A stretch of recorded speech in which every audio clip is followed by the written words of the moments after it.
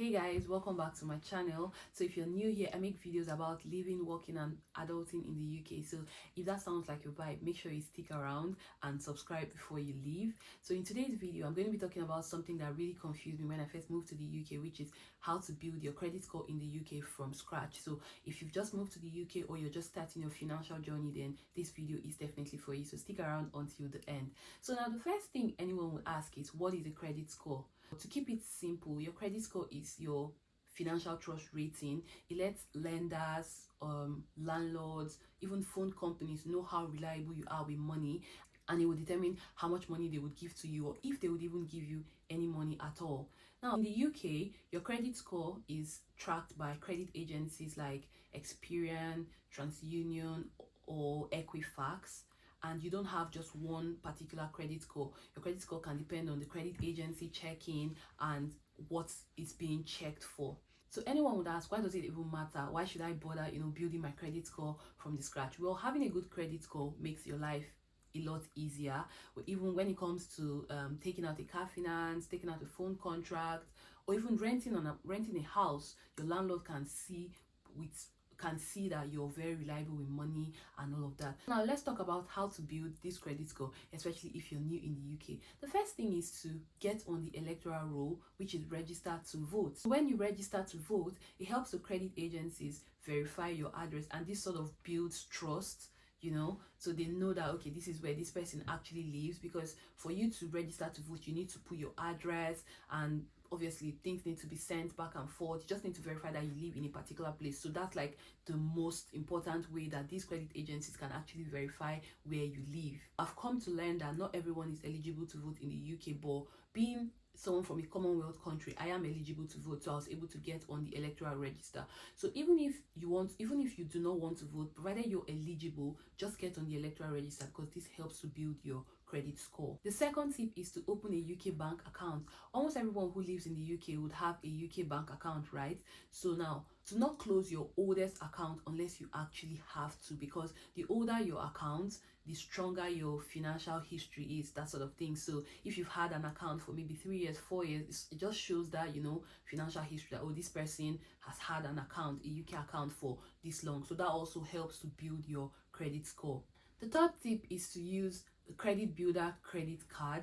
So these are the cards that are for people who have little or no credit history or very low credit score. So some companies like Capital One, Aqua or Tesco Bank offer these cards to people, although they'll give you like a very small limit, but it's something. So when you're using these cards, just use it for very small purchases, maybe like your groceries, just very, very little things, and then pay it off in full at the end of every month. So doing that every month, so maybe it could be, or you're just going to the supermarket to buy maybe a few things, you have the money, but instead of using your card, just use the credit card, and then at the end of the month pay it off, that kind of thing. So it just shows, okay, this person is actually reliable. For every time he or she uses the credit card, they pay it off. So all that are things that would help to actually build your credit score. The fourth thing is credit utilization. So when you get these credit cards, even if it's a credit builder credit card or even any other kind of credit card, keep your utilization between 1% and 50%.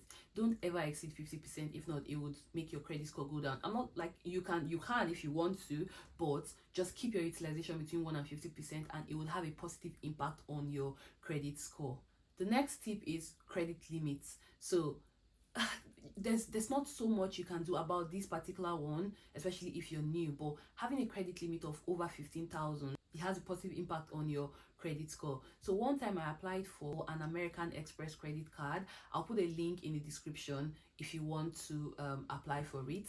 So they gave me 12,000. So I think that sort of just turned everything around for me, because prior to that time, I think I only had 2 credit cards. One was Capital One and my limit was 1,500, and the other one was Virgin Money and my limit was also 1,500. So getting these 12,000 pounds from American Express just shot me up to 15,000. So that automatically also had like a positive impact on my credit score. So sometimes you might be lucky, and sometimes you might be lucky. So I'm going to put the link in the description. If you're interested, you can just try, give it a shot and see what they can give to you. Although the APR for this particular card is very high, so I don't use it. So even though they've given me 12,000, I don't use it for very large purchases that I cannot pay off, because the APR is like the interest that they will charge at the end of every month is very high, so I don't use it for large purchases. Now the next tip is to set up direct debit payments for almost everything that you can. So even if it's your light bill, your internet bill, your council tax, your rent, so just set up that direct debit and do not miss payments. So they want to see how reliable, how responsible you are when it comes to your payments. So setting up direct debits just obviously helps you to not forget to, pay those bills, because those bills just go out automatically. So every month, everything just keeps going. So that is having a positive impact on your credit score. So if you look at your credit report, you would see maybe no missed payment, that sort of thing. So that's how I know that also has a positive impact on your credit score. Now the next thing is, don't apply for too much credit at the same time. I know I already mentioned that if you have a credit limit of over 15,000, that has a positive impact, but don't try to get all 15,000 at the same time, because if you're applying for too many credits, like maybe too many loans, credit cards and all of that, there's something called hard search and soft search. So sometimes some applications will leave a hard search on your credit reports, and I think hard search stays as long as the 2 years or 3 years, I'm not quite sure now, while soft search, people don't really bother so much about soft search, because I think soft search goes, I think 1 year or so, but soft search are not big deals per se, but hard search are actually like, sort of like some big deals. So now when you do these applications, it leaves a footprint on your credit report. So if you're doing it too often, maybe you've tried today, you're trying tomorrow, you're trying the day after, the lenders can see all these applications you're doing, and it can show you're desperate, you know what I mean. So don't apply for too much at the same time, because you're applying for too much and they are rejecting you. That is also going to have a negative impact on your credit score. Now the next tip is, give space between opening accounts. So if you open more than one account within 6 months, that has a negative impact on your credit score.